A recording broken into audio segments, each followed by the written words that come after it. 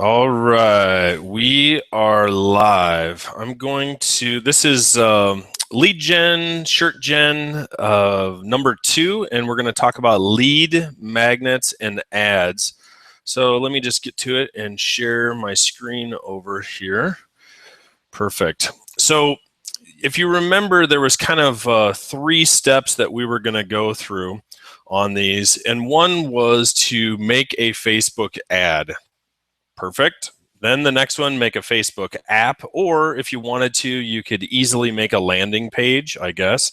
I choose to skip that. There's an easier way for me. And then you really need an emailing service that goes out. So for me, it goes like this: Facebook ad, send them to a Facebook app, and then that goes to a link of your choice on the redirect. And again, you could do this via API into your email service or via HTML form. Totally up to you. All right, next one, lead magnet. This is kind of what we're talking about today. Lead magnets and the ads are what works pretty good for lead generation. The first thing is to give something of value. This is my opinion. It could be a coupon, free shipping on this shirt. It could be a giveaway of some sort. Join this contest and get X. Low-cost item, free item, or just joining a club or a membership in some way, shape, or form. But more importantly, is this something your niche actually wants? So you have to think about this first. And the better job you do up front, the better you're going to see your higher conversion rates show up. So how relevant is it? Do they actually want it? Yes or no? And then the other thing I'll throw in here too is follow the rules of your traffic source. So we all know Facebook traffic changes their mind often. There's plenty of other traffic sources out there that literally, don't care at all. So adult traffic, you could run whatever you want. Basically PPV traffic, you could do the exact same thing. But Google, Bing, Facebook, there's a number of ad platforms that have rules, and some of them have to do with contests and giveaways and that sort of thing. So all I'll say on lead generation for that is follow the rules of your traffic source, or follow any other rules that, maybe your country has rules or whatever. So picking lead magnets, there's a number of different sources that I use to kind of get my brain going.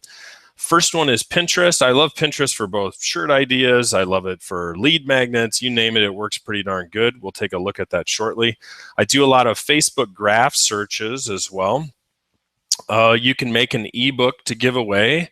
And I have down here e-zine articles. You probably haven't heard that word in a very, very long time, but there it is. And then eBay. I don't really like eBay necessarily as a source, but it is a buying platform like Amazon, for example. And you can go in there and there's this website, watchcount.com. You can go look at what's being watched. Then we have a number of Chrome plugins that were created for the T-Shirt Bomb community that work pretty darn good sorting out what these people in your niches are interested in or would be interested in giving up their email address for. But if you're giving something away, kind of my one caveat to you is do it weekly or monthly. If you try to do daily giveaways, it'll just absolutely kill you trying to track these people down. And to tell you the truth, monthly giveaways work pretty darn good. So for me, I don't do them any more frequently than that. And if I am giving something away, 99% of the time I found it on Amazon Prime, which I have Amazon Prime, so it's free shipping, and I can ship whatever the gift is, $6, $8, $10, whatever it is, whatever they're opting in for, I can ship it out free anywhere in the US. So just a couple tips there. I wouldn't say I do a ton of giveaways, but when I have, this is kind of the setup that I do monthly. Find it on Amazon Prime, then that's your lead magnet that you go with. So let's go take a look and check out a couple of them sources. Okay, here's Pinterest. I just did a search for nurse, nothing more than that. So just type in the word nurse. This is what comes up. And if you want, you can use the Chrome plugin that we made, Pin Bomb, and sort this by how many pins each of these have received. But what you'll notice is their main interest is not in shirts. It's not in jewelry. It's not in any of that sort of stuff. The most commonly pinned and repinned items that there are are actually informational. So how not to blow a vein, 20 useful tips for nurses, quotes, apps that are useful, phrases in Spanish.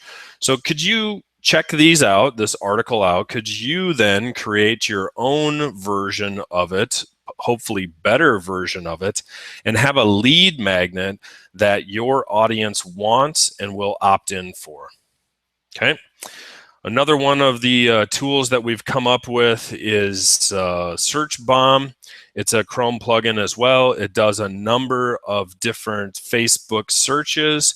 And if you go in here, I started well, I should say this. I opened them up about an hour ago, and look at, there's already been 1,200 more new updates to kind of where I started.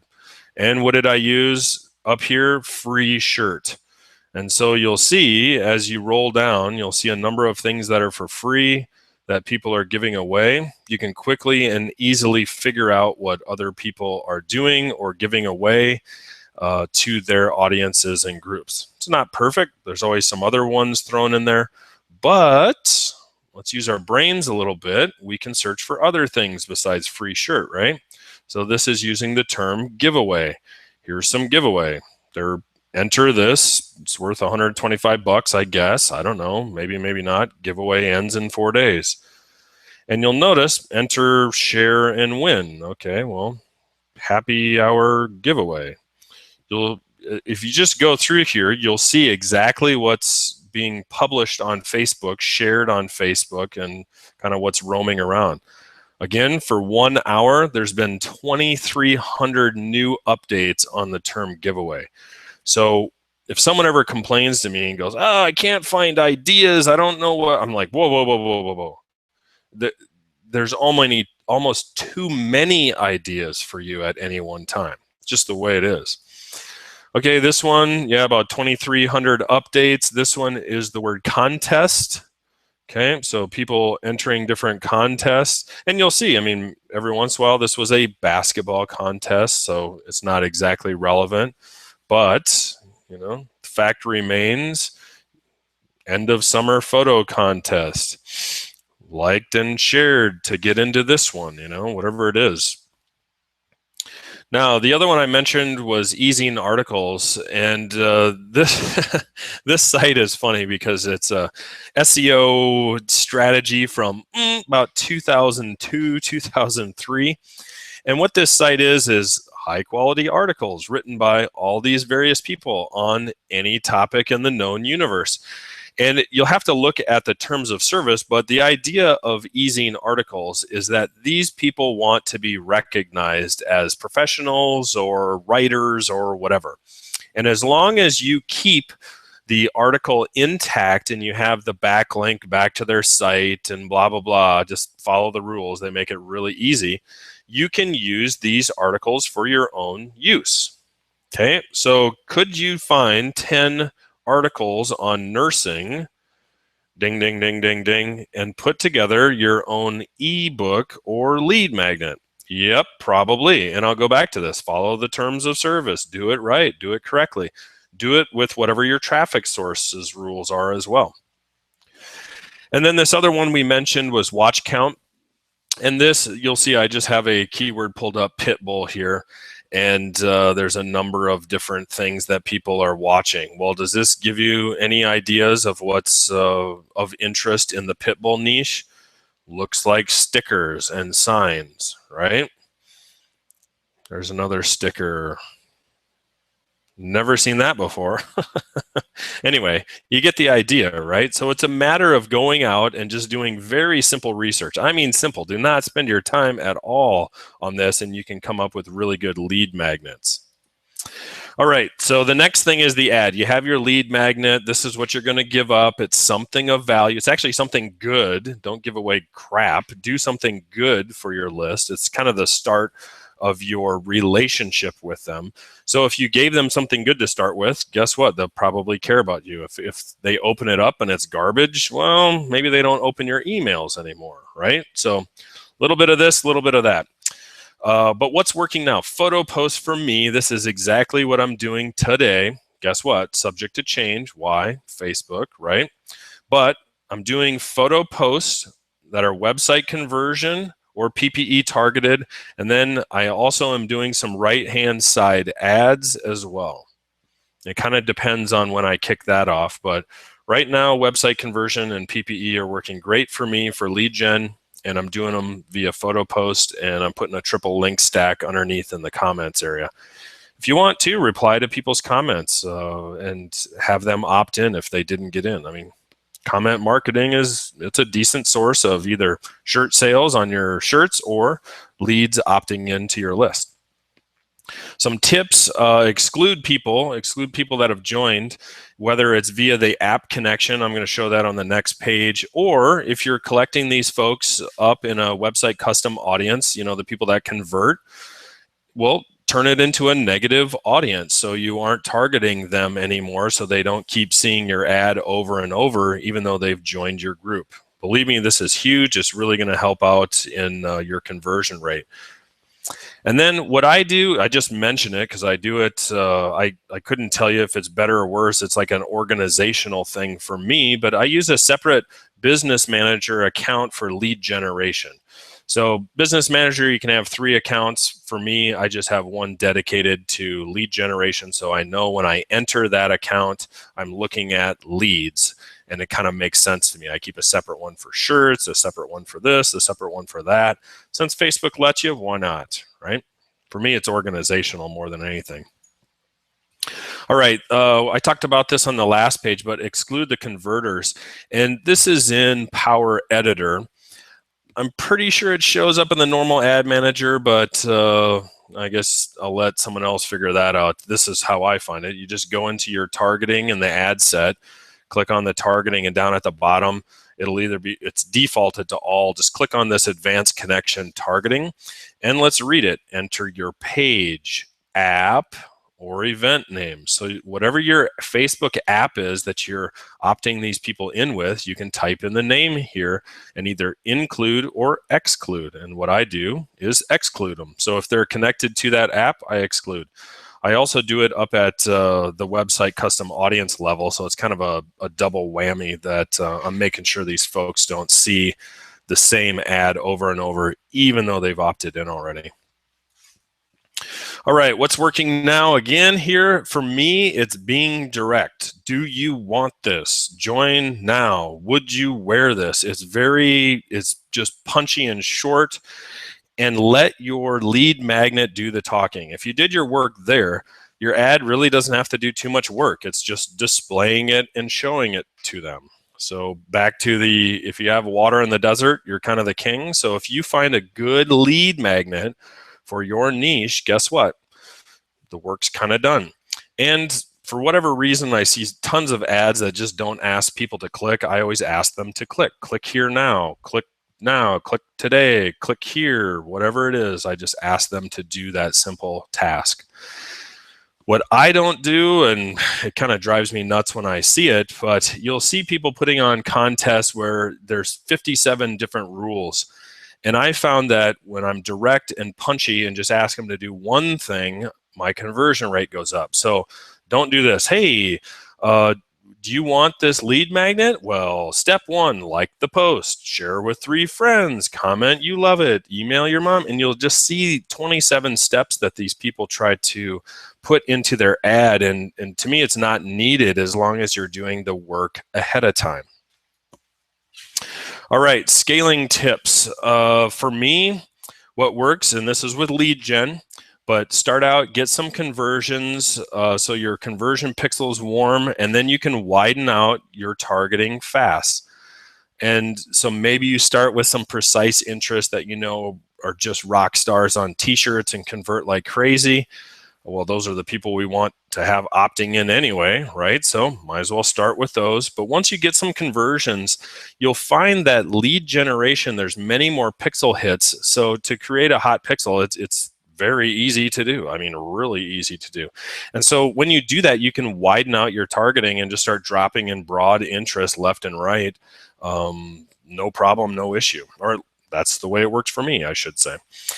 Now, I also create a lookalike audience of these conversions, and I do that, pretty much right out of the gate shortly after. And then I do a lot of ad set duplication these days.